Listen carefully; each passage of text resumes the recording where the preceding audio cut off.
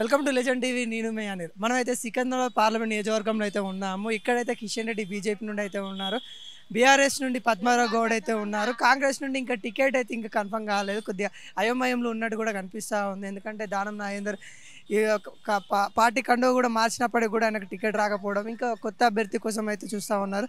అధిష్టానం అయితే ఇంకా కాంగ్రెస్ అధిష్టానం అయితే ఏమి కన్ఫర్మ్ చేయలేదు. ఇక్కడ కొంతమంది అయితే అడిగి తెలుసుకుందాం. అమ్మ, ఇప్పుడైతే పార్లమెంట్ ఎలక్షన్స్ వస్తూ ఉన్నాయి కదా, మీ కాడ కిషన్ రెడ్డి ఉన్నాడు, పద్మారావు గౌడ్ అయితే ఉన్నారు, మీరు ఎవరికి ఓటేసే ఛాన్సెస్ ఉన్నాయి?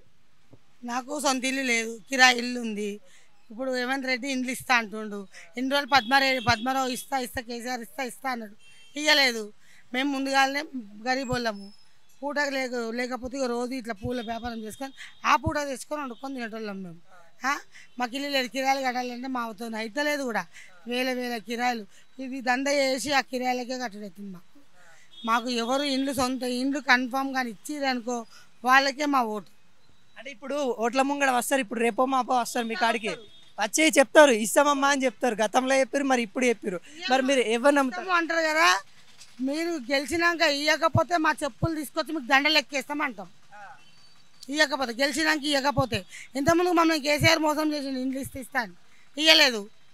అసలు మేము మాదిగోళ్ళం, మేము చాలా గరీబ్ వాళ్ళం. మాకైతే ఇంక ఇవ్వాలి అసలు ఇండ్లు. మేము మా అంత మొన్న మా ఆయన చనిపోయింది, ఎవరు ఒక రూపాయి సాయం చేయలేమా. అయితే ఎలక్షన్ల టైంలోనే ఒక్క రూపాయి ఎవరు మాకు ఒక సాయం చేయలేదు. కనీసం ఇది తీసుకొచ్చి ఇస్తాం కూడా ఎవ్వరే మిగలే. ఒక్క రాజకీయ నాయకుడు చూడు ఇట్లా తాగుతాం చూడలే తెలుసు. అప్పుడు ఎలక్షన్ మూమెంట్ ఏంటి ప్రచారాలు అవుతున్నాయి, అప్పుడు ఒక్కరు రాలే తెలుసా. ఏమంటారు ఇప్పుడు కదా, అందుకే మా దగ్గర రాలే. అదే ఉన్నోడైతే ఏమన్నా రాజకీయ నాయకుడు అయితే ఆయన దగ్గరికి పోతారు అనుకుంటుంది నాకుట. మా దగ్గరికి రాలే, ఇంకా పింఛన్ కూడా రాలే, నాకు రాలే. అది ఏంది ఆ పథకాలు రాసినాం కదా, దాంట్లో ఇచ్చిన అప్పటికి మా ఆయన డెత్ సర్టిఫికేట్ రాలే. ఆ బుందల సర్టిఫికేట్ పెట్టి ఇచ్చిన. ఇక మళ్ళీ దాంట్లో వస్తాడా రాదా పింఛన్ తెలియదు. 5 నెలలు మా ఆయన చనిపోయి 5 నెలలు 6 పడితే 18వ తారీఖు వస్తే. గతంలో చూసుకున్నట్లయితే మీకు ఎంపీ కిషన్ రెడ్డి కూడా ఉన్నాడు, తనకు తెలుసా మీకు? కలిసాడు ఎప్పుడన్నా? కలవలే. ఈ గుడికి వస్తారు ప్రతి సంవత్సరం, దసరాకు బోనాల పండుగకు ఒక్కసారి వచ్చి కలవరు ఎవరు. అక్కడికైనా బయటికైనా ఇట్లా అనుకుంటూ పోతారు. మనం దగ్గర పోతేనేమో పబ్లిక్ దొబ్బేస్తారు.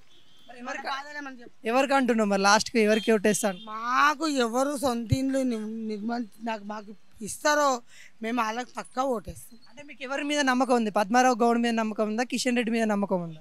మాకు ఇప్పుడు ఎవరి మీద వీళ్ళు వాళ్ళని నేను పేరు చెప్పలేను, వాళ్ళ మీద నాకు నమ్మకం ఉందని నేను చెప్పలేను. మా దగ్గరకు వచ్చి ఓటు వేయరు అని అడిగినప్పుడు మాకు పక్కాగా ఇండ్లు ఇస్తారని అడుగుతాం. ఇస్తాము ఇయ్యలేదు అనుకో, గెలిచినాక మా చెప్పులు మా అందరి తల ఒక చెప్పు తీసుకొని అలా మెడలో దండలు ఎక్కేస్తాం. పక్కా వేస్తాం, నేనైతే పక్కా వేస్తాను. నా మనసు చాలా రగిలిపోయింది. ఒక్క రాజకీయ నాయకుడు కూడా నాకు ఇది వరకు మా ఆయన చనిపోతే ఒక్కడొక్క సాయం చేయాలి. నా బిడ్డ పెళ్ళికి ఆయన సాయం చేసిండు, నా బిడ్డ పెళ్ళికి తినలే అనొద్దు. ఆయన నా బిడ్డ పెళ్ళికి సాయం చేసిండు, ఇంకొక ఆయన సాయం చేసిండు, రాజకీయ నాయకులు అయితే సాయం చేయలేదు, నేను ఒక్క ఆయన తప్ప. మరి ఓట్ల కోసమేనా మనం ఉన్నది? మన ఓటు వాళ్ళకి కావాలి, మనతోని వాళ్ళు బతకాలి, వాళ్ళు కోట్లు సంపాదించుకోవాలి. లాస్ట్ కోసం మళ్ళీ జైళ్ళలో పోయి కూర్చోవాలి, అండర్ గ్రౌండ్లో. ఇప్పుడు జైల్లో కూర్చున్నోళ్ళను రేవంత్ రెడ్డి పోయి కూర్చుండా లేదా అన్యాయంగా? మళ్ళీ ఇప్పుడు కవిత పోయిందా లేదా అన్యాయంగా? అది మన తరపున పైసలు సంపాదించుకోవాలి, పోయి కూర్చోవాలి. మా కష్టమే. బియ్యం మీద రేట్లు, ఈ బస్సు ఫ్రీ పెట్టే బదులు బియ్యం తిండి మీద ధర దించేది ఉండే సంతోషపడుతుంది. మీ ఆటో డ్రైవర్లు ఎంత బాధపడుతురు, వాళ్ళకి గిరాకులు లేక. ఏమైనా బస్సు ఫ్రీ అని పోతురు. ఇళ్ళల్లో పెళ్ళాం పిల్లల్ని రాదుకోలేక, సంపుకుడు తిండి పెట్టలేక 500 అన్నారు, దానికి 900 కట్టాలంట. 900 కడితే 400 బ్యాంక్ అకౌంట్. ఇప్పుడు లేనోడు బ్యాంక్ అకౌంట్ లేనోడు ఏం కావాలి? అది మొట్ట గుడిసి పోవాలనా చెప్పు? ఇప్పుడు లేదు, నాకు గ్యాసే లేదు, నాకు లేనే లేదు గ్యాసు లేదు. మా పాప నా రేషన్ కార్డు మీద మా పాప ఉంది గ్యాసు. అయితే మా ఇంట్లో మీకు ఉంది కదా మా గ్యాస్ రేషన్ కార్డులో చూపిస్తుంది కదా అన్నారు. మొన్న ఇక్కడ పెట్టిర్రు ఫ్రీ గ్యాస్ అని, మాకు రాయలేదు. గ్యాస్ ఉందని చూపిస్తుంది కదా ఆమె. మా పాప పేరు మీద ఉంది గ్యాసు. ఆమె పెళ్ళి ఆమె అత్తగారింటి కాడ ఉంది. ఇప్పుడు ఆమె పేరు మీద నేను తీసుకుంటానా? నాకు లేదు. సరే అమ్మ, ఇప్పుడు ఓట్ల కోసం మీ కాడికి వచ్చే రాజకీయ నాయకులు ఉన్నారు కదా, వాళ్ళకి చెప్పాలంటే ఏం చెప్తావు నువ్వు? ఏం చెప్పాలి? మాకు ఏదే కానీ గరీబోళ్ళం కాబట్టి మాకు ఏదే కానీ సాయం చేయాలి. మాకు సాయం చేయాలి. ఒక పలానా ఆమె గరీబ్ ఆమె ఉన్నది, ఆమెకు సాయం చేస్తాం.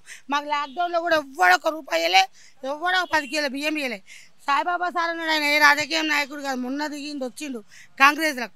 ఆయన ఇంటికి 10 కిలో బియ్యము, నూనె, ఉప్పు, పప్పు, కారం అన్నీ ఇచ్చిండు. లాక్డౌన్లో కూడా ఫస్ట్ లాక్డౌన్లో ఇంటింటికి వచ్చి ఇచ్చిండు ఆయన మాకు. కానీ ఏ రాజకీయ నాయకుడు కూడా 10 రూపాయలు దానం చేయలే మాకు ఫస్ట్ లాక్డౌన్లో.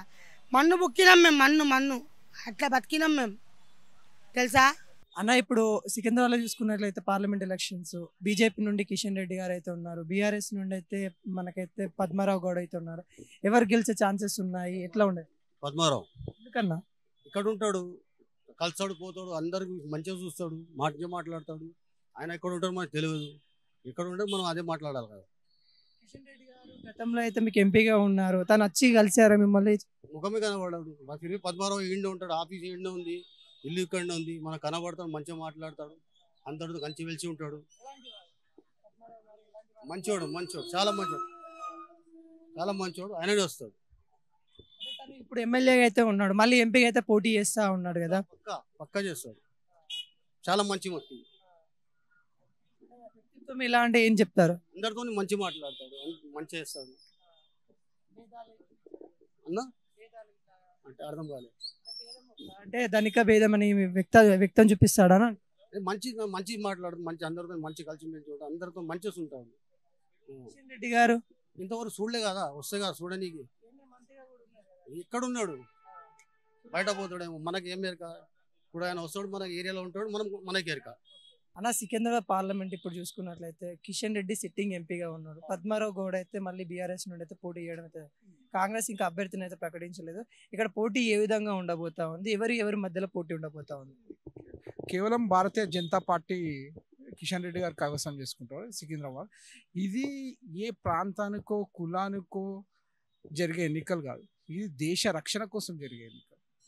ఇప్పుడు దేశం ఒక డెవలప్మెంట్, ఈరోజు భారతీయ జనతా పార్టీ ఒక నినాదం తీసుకుంది, సబ్కే సాత్ సబ్కా వికాస్. అక్కడ ఏ రిలీజన్ కాదు, హిందూ కాదు, ముస్లిం కాదు, క్రిస్టియన్స్ కాదు, అందరు వికసించాలి, అందరు డెవలప్ కావాలి. దానికోసం కంకణం కొట్టుకొని నరేంద్ర మోడీ గారు 18 గంటలు శ్రమిస్తున్నారు. అదేవిధంగా కిషన్ రెడ్డి గారు కూడా ఇక్కడ చాలా పనులు చేశారు. ఆర్టికల్ 370 అనే ఏముంది, కరోనా అప్పుడు ఎన్నో గ్యాస్ సిలిండర్స్ కానీ, తర్వాత ఆక్సిజన్ సిలిండర్స్ కానీ, తర్వాత ఇక్కడ మెడిసిన్స్ కానీ, జ్యూసెస్ కానీ, నేనే సికింద్రాబాద్ ఇన్ఛార్జ్గా నన్నే నియమించారు కరోనా టైంలో. అనర్గళంగా కంటిన్యూగా సేవ చేసుకుంటూ వెళ్ళాం. ఇప్పుడు ప్రజలు ఆలోచించాలి, కరోనా అప్పుడు ఎవరు వ్యాక్సినేషన్ ఇచ్చింది? ఈరోజు పోలియో కోసం వ్యాక్సినేషన్ 100 ఏళ్ళు అయింది. ఒక 2 సంవత్సరాలలో కంకణం కట్టుకొని కేవలం భారతదేశ ప్రధానమంత్రి నరేంద్ర మోడీ గారు కంకణం కట్టుకొని అందరికి వ్యాక్సినేషన్ ఇచ్చింది. ప్రజలు ఆలోచించాలి, మనం చెప్పడం కాదు. మనం ఎప్పుడు ఆపత్తిలో ఎవరు కాపాడారు, మనకి ఎవరు ఇచ్చారు వ్యాక్సినేషన్, ప్రజలు ఆలోచించి భారతీయ జనతా పార్టీకి ఏమని అంటారు. కానీ భారతీయ జనతా పార్టీయే కైవసం చేసుకుంటున్నది ఘంటాపదంగా చెప్పగలుగుతారు. మనం చూసుకున్నట్లయితే కిషన్ రెడ్డి గారు కేంద్ర మంత్రిగా కూడా ఉన్నారు, ఉన్నప్పటికీ కూడా ప్రజలకి కొద్దిగా సేవ అందించడంలో వెనుక ఉన్నాడని కొంతమంది అంటా ఉన్నారు. దాని మీద మీరేమన్నా? అనేవారు అంటూనే ఉంటారు. ఇప్పుడు మామూలుగా ఇంట్లో మాట్లాడుకున్నట్టు మాట్లాడితే కాదు, ఇది రాజకీయమే కాకుండా ఆయన సేవా పదం. ఇప్పుడు సేవ అంటే 370 ఆర్టికలే కాదు, కరోనా టైంలోనే కాదు, భారతదేశాన్ని మొత్తం కరోనాకి ఆయన రూమ్ ఇన్ఛార్జ్ ఉండే, అది కూడా మీకు తెలుసు. ఇదే గాంధీ హాస్పిటల్కి 12 సార్లు ఆయన విజిట్ చేసిండు. ఇది కాకుండా ఎక్కడెక్కడ అవసరం ఉన్నాయో అన్ని తగిన సమకూర పనులు ఆయన చేసిండు. అది కేవలం అపోహ. ఎవరైతే ఈవెన్ టీఆర్ఎస్ కానీ కాంగ్రెస్ గారు ఎవరైనా విమర్శిస్తే అది ఉట్టి నామమాత్రపు విమర్శ తప్పించి నిజంగా దాని లోపల పస కానీ కసి కానీ లేదు. ఎందుకంటే నిజంగా భారతీయ జనతా పార్టీ నుంచి కిషన్ రెడ్డి గారు అత్యధిక మెజారిటీతో 3 లక్షల మెజారిటీతో ఇక్కడ విజయం కైవసం చేసుకుంటారు. అదేవిధంగా నరేంద్ర మోడీ గారు 400 సీట్లు భారతదేశం చరిత్రలోనే అత్యంత మెజారిటీతో మళ్ళా భారతదేశంలో కైవసం చేసుకుంటారు. నేను మన టీఆర్ఎస్ క్యాండిడేట్ పద్మారావు గౌడ్ నుండి ఎటువంటి పోటీ ఉండే, ఏమైనా పోటీ బాగుండే కనిపిస్తా ఉందా, ఎలా అనిపిస్తుంది? అలాంటి వ్యక్తి అతని గురించి చెప్పాలంటే ఏం చెప్తారు? నేను ఒక వ్యక్తి, ఇప్పుడు ఇది సంగ్రామం జరిగే దేశం కోసం. ఒక వ్యక్తి, నేను మొదలే చెప్పాను, ఒక కులం గురించో ఒక మనిషి గురించో నేను మాట్లాడదలుచుకోలేదు. ఇది దేశ రక్షణ కోసం. దేశ రక్షణ టీఆర్ఎస్ చేస్తారని మీరు నమ్ముతారా? నమ్ముతా అంటే టీఆర్ఎస్కే వేయండి. భారతీయ జనతా పార్టీ ఒక్కటే ఒక పార్టీ, భారతదేశాన్ని రక్షించే పార్టీ. అందుకోసం భారతీయ జనతా పార్టీకి వేయాల్సిందని నేను కోరుకుంటున్నాను. కొంతమంది రాహుల్ గాంధీ గారు కూడా పీఎం అయ్యే ఛాన్సెస్ ఉన్నాయని చెప్తా ఉన్నారు కదా. విపరీతమైన మనుషులు వివరంగా ఎన్నో చెప్తారండి, కాదంటలే. సమర్థత, క్యాలిబర్, కెపాసిటీ, కరేజ్ ఇవన్నీ ఉన్నోడే రాజకీయంలో కానీ ఒక డిసిషన్ మేకింగ్లో ఉండాలి. అంతేగాని పార్లమెంట్లో పోయి నరేంద్ర మోడీని కౌగిలించుకోవడం హాస్యాస్పదం కాదు. ఇది ప్రజల కోసం పోరాటం. ఇది ఏది కేవలం ఉట్టి హాస్యాస్పద జోక్ సినిమా కాదు. ఇది భారతదేశాన్ని పాలించాలంటే ఎంత గట్స్ ఉండాలా, అది కేవలం నరేంద్ర మోడీ గారికే ఉన్నది. భారతీయ జనతా పార్టీ 400 సీట్ల కైవసం చేసుకొని భారత చరిత్రను తిరగరాస్తుందని నేను మనవి చేస్తున్నాను. ఒకవేళ రాహుల్ గాంధీ గారే పీఎం అయితే దేశ పరిస్థితులు ఏ విధంగా ఉంటాయి అనుకుంటారు? ఏం లేదు, 2వ స్వాతంత్ర యుద్ధం చేస్తాం అంతే, సమస్యనే లేదు. మీకే తెలుసు, నేను చెప్పనవసరం లేదు. ఎవరికి ఎవరు కొమ్ముగా వస్తున్నారో, ఎవరికి చేస్తున్నారో అనేది వాళ్ళ ఆలోచన, వాళ్ళ విఘ్నతకు చేసుకోవాలి. అది కళ, అది కాని పరిస్థితి. ఒకవేళ మీరు అన్నట్టు అయితే 2వ స్వాతంత్ర యుద్ధానికి రెడీనే.